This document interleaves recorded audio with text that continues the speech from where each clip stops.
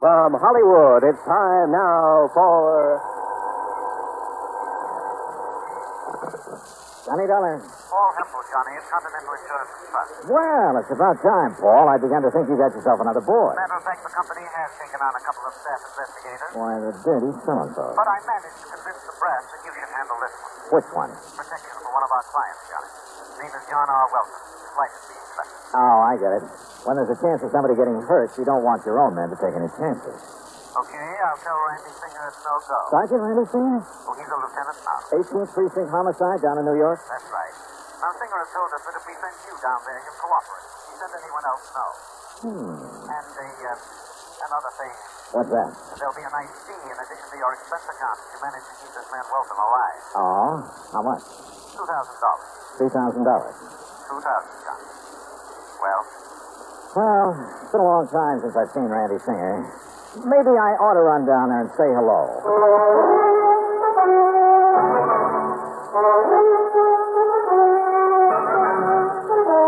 Bob Bailey in the exciting adventures of the man with the action-packed expense account, America's fabulous freelance insurance investigator. Yours truly, Johnny Dollar.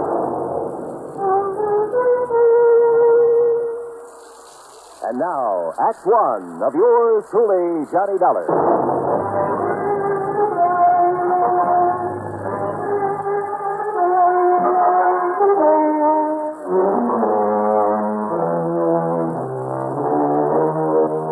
Expense account submitted by Special Investigator Johnny Dollar to the Continental Insurance and Trust Company, Home Office, Hartford, Connecticut.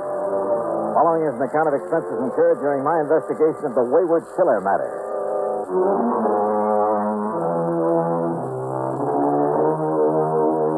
Expense account item 1, 627, fare to New York and taxi from Grand Central Station to 18th Precinct headquarters in East 40. My old pal, Sergeant Randy Singer, Lieutenant Randy Singer, pulled a long face. Now I know my luck has run out. Hiya, Randy. Well, what are you beefing about this time? And you might as well sit down, I guess. Okay, sure. Why don't these insurance companies of yours leave us alone? Let us handle things our own way. What do you mean? Well, the minute one of their clients gets into a jam, they send somebody like you down to pester us. Johnny, there isn't a thing you can do about this man Welton. The company said something about his life being in danger. Yeah, that's what he said. Well, is it true? I doubt it. Why should his life be in danger? I don't think it should. Okay. Why does he think his life is in danger? Because he was a witness to a shooting, a murder. Oh? Where? When? You remember reading about the bookie who was killed last week over in an alley off of First Avenue? Know anything about bookies? All right, now, did you read about it or didn't? Yeah, I read about it. Don't tell me a whole week has gone by and you haven't found the killer. We haven't found him. Even with a witness to the crime, this John Welton? Oh, Randy, you're slipping. Except for the description Mr. Welton gave us, we haven't a single solitary thing to go on. No fingerprints, no clues of any kind. The weapon? 38 special, make unknown. The same one apparently that was used to slug Mr. Welton. Just what happened, Randy? Well, it was Tuesday night, Steve. Last week, that is. Yeah? Late, about 2 a.m. Welton was taking his dogs for a walk before going to bed. And he passed this particular alley, saw these two men struggling. Heard a shot, so did his dog. Pooch let out a yelp, galloped around in circles, tied up his legs in the leash, and down he went. the dog or Welton? Welton, and don't be funny. Okay, go on. Then the killer came running out of the alley and stumbled over Welton. Welton got a good look at him in the streetlight. Dog pulled a hunk out of the killer's pants. Killer smashed Welton on the head and took off. The dog kept yowling until a patrolman came around, found him there, and found the bookie in the alley, dead. And? All I want to know is what you think you can do about it. No clues, huh? Except Welton's description. You get him to look at the mug book? Yeah, he came up with nothing. You find a gun? No, ballistics said it was a 38 that did the job. Tried looking in the storm drains around there. Not yet. Look, why does Welton feel he's in danger? Because some fool reporter wrote it up in Sunday's paper that Welton not only saw the killer, you see, he'd been trying to keep that quiet, but that he could positively identify him. And when Welton tied that up with the fact that the victim was a bookie... Yeah, I see. That means the possibility of a connection with the syndicate.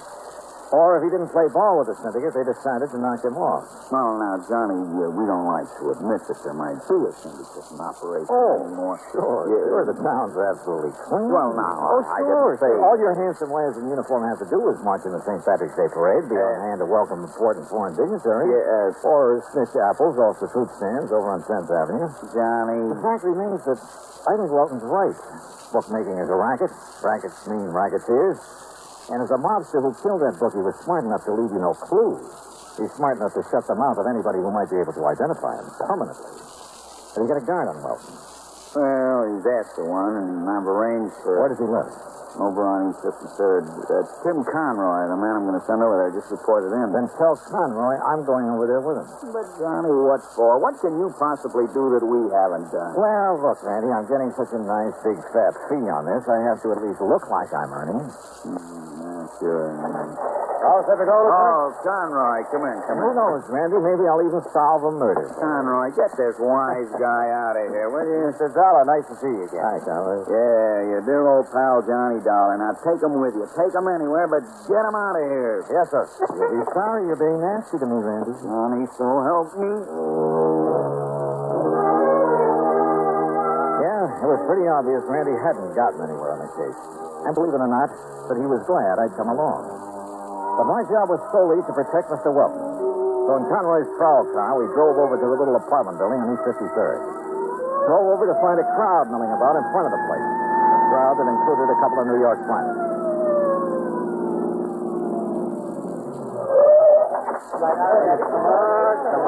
Please, wait away. Come on, Johnny. Something's happened to you. Yeah, and I started to think what it might be.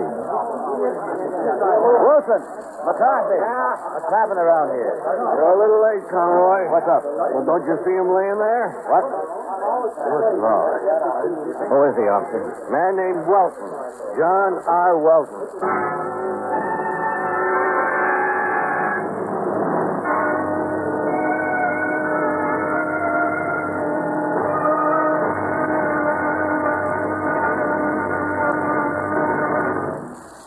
Act two of yours truly, Johnny Dollar, in a moment. And now, Act two of yours truly, Johnny Dollar, and the Wayward Killer Matter.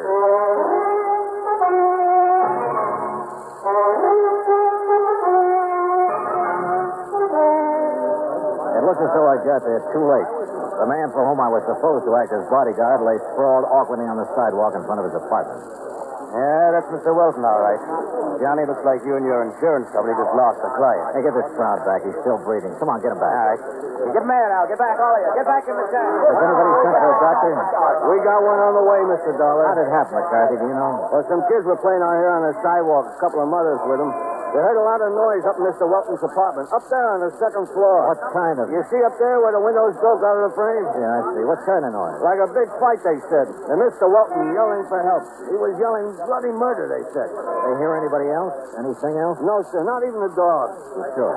Then all of a sudden, he comes smashing out through the window and lands here on the sidewalk. Have your men been inside there yet? Yes, sir. Wilson went in. Come on, get back. Stay back of that line, will you? He said Mr. Welton's place is an unholy mess, like a big fight. Any sign of the assailant? No, sir, but the door of his apartment was flung open. So was the back door leading into a court in the alley. Yes, sir. That's what Wilson told me. The fire door can be opened only from the inside. So it looks like whoever did this to Welton made his getaway through the alley. No doubt about it. Well, all I have to say is I hope this man lives. We'll soon find out, sir. Here comes Doc Strader.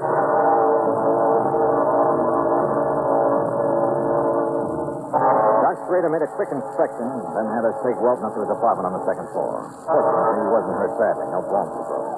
All right, boy. All right. Your match is going to be okay. Just lay yourself down and you pillow. Well, quite frankly, Mr. Dollar, I think that it's shock more than anything else. After all, thrown out of a window, even if he did suffer only a few bruises and contusions. Yeah, Doctor, I see what you mean. Down, boy. Down. How long before I'll be able to talk to him? Well, the sedation I've given him should keep him asleep until, say, mid-afternoon. After that, you and your chief can question all you want. My Chief, aren't you working under Lieutenant Singer? Yeah. Maybe I am.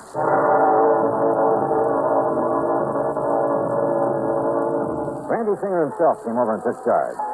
While John Welton slept, he and his men closed off the alley and went over it with a fine-tooth comb. Meanwhile, since Welton had all the police protection he could possibly need, and then some, I went out and grabbed a bite of lunch. That's item 2, $1.75. Then I took a cab, item 3, $1 even, to the alley off First Avenue where Welton had witnessed the murder the week before. Just why, I don't know. But I'm sure glad I did. Yeah. Because of a crew working on the streetlights who came up with some rather interesting information. I'll tell you what I mean later. In any event, it led to item 4, a dime for a phone call. You know, a fellow in my business has to have some rather strange contacts.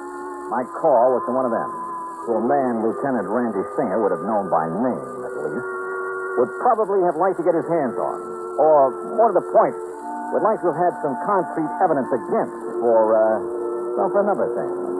My contact's name was Smokey Joe Sullivan, ex-counterfeiter, ex-bootlegger, burglary suspect, numbers racket, a man who's been picked up on more petty charges than you can possibly think of. Yeah.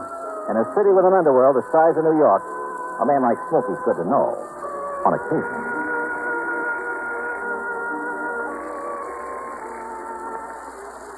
Yeah. Smokey? Yeah. This is Johnny Dollar. Yeah. How would you like to pick up a fast $100? Depends. Johnny Dollar, huh? That's right. How I know? I'll be standing in the lobby of the Hotel Lexington. Come on over and see for yourself. Well? Maybe I will, maybe I won't. There's any coppers around here. Oh, come on, Smokey. You know me better than that. Yeah? I'll see you in the lobby of the Lexington. Maybe. Item 5, $1.10 for a taxi over to the Lexington, where I waited. An hour, 2 hours. No sign of Smokey. Then suddenly I realized why. There must have been somebody important there in the hotel, for outside at the curb was a police car with a man in a uniform at the wheel. No wonder Smokey hadn't showed. I sauntered out to 3rd Avenue, started around the block. And sure enough, at the first newsstand, a figure that had been hiding behind a newspaper fell in step with me. What took you so long to spot that copper sitting out front, Johnny? Now look, Smokey, I asked you if you'd like to pick up a fast C-note. Depends, Johnny. I need some information. What kind of information, Johnny? You been taking any bets on the horses lately? Guy has to make an honest buck now and then. Have you been working through the syndicate? Now, Johnny, you know you don't ask questions like that. But if the information I want is in the books of the syndicate, You don't want me to play stoolie. you know me better than that. Okay. Ask me questions. Yeah. Here's 20, 20, 50. You said a C-note. You get the rest when you get the dope for me, if there's any to get. Okay. Go ahead. Ask me. All right. I want to know how much money, if any. I may be playing the wrong.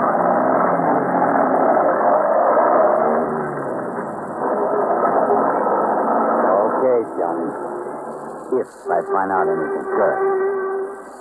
You call me on the phone again. Maybe 3:30, 4 o'clock. Good. And Smokey, Yeah?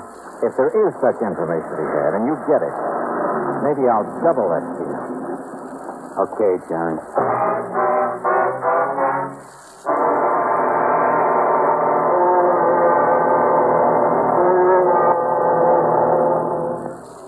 Act 3 of yours truly, Johnny Dollar, in a moment. And now, Act 3 of yours truly, Johnny Dollar, and the Wayward Killer Matter.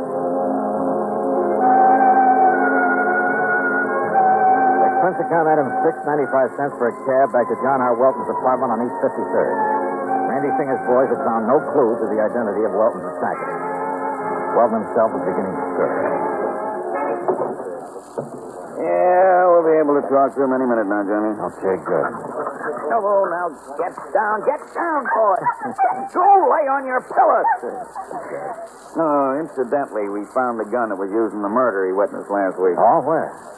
Like you said, in the storm drain near that alley on First Avenue. Oh. Yeah, but no print. No print. Randy, I didn't think there would be. What time is it? 3:51. Why? I'm going to make a phone call. Oh, the phone's right over there. Hey, Wilton's coming through. What's this?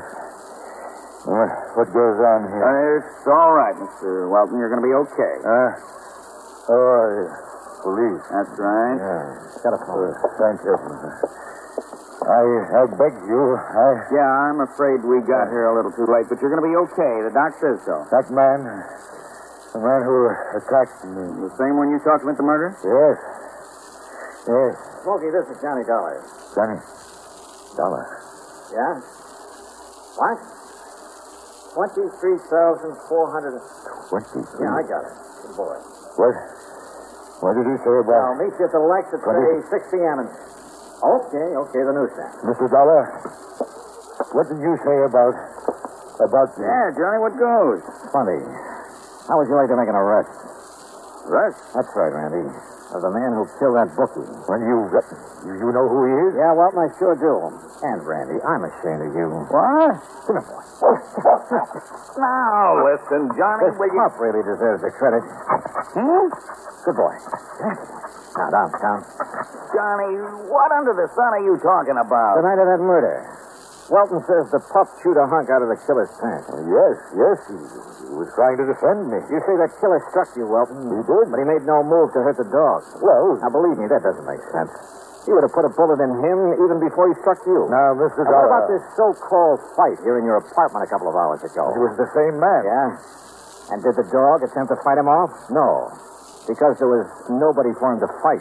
Johnny, You think he wouldn't have been heard down in the street if somebody really clobbered you? Well, You faked this attack on you, Welton, to make it look like the killer was somebody else. Too bad you didn't break your neck when you jumped out that window. you don't know what you're talking about. Another thing. And this is where you missed a bet, Randy. Yeah? Over on First Avenue, I checked with a crew from the electric company. They finally got around to fixing that street light. Huh? Yeah. That light's been out for nearly 3 weeks. So how could Welton have seen another man in that alley well enough to make a positive identification? Now, listen, Dollar. Shut up, Walton. Said my phone call just now. Randy, Welton was in hot to that bookie he murdered. To the tune of $23,000. He threatened me. He said he'd kill me if I didn't pay him. I had to kill him. If I hadn't killed him, he... Breaks my heart, Johnny, but thanks. Okay, Welton, up on your feet.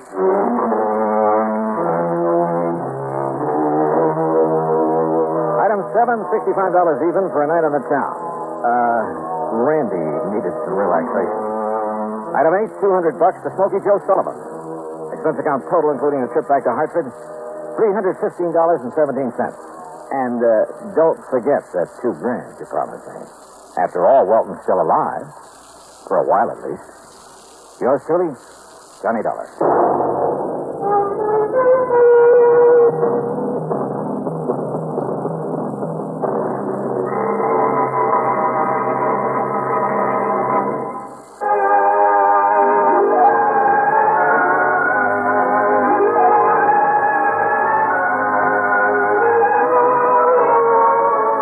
Truly, Johnny Dollar, starring Bob Bailey, originates in Hollywood and is produced and directed by Jack Johnstone, who also wrote today's story. Heard in our cast were Edgar Barrier, Herb Vigran, James McCallion, Paul Dubov, Lawrence Dobkin, John Boehner, Bill James, and Vic Perrin.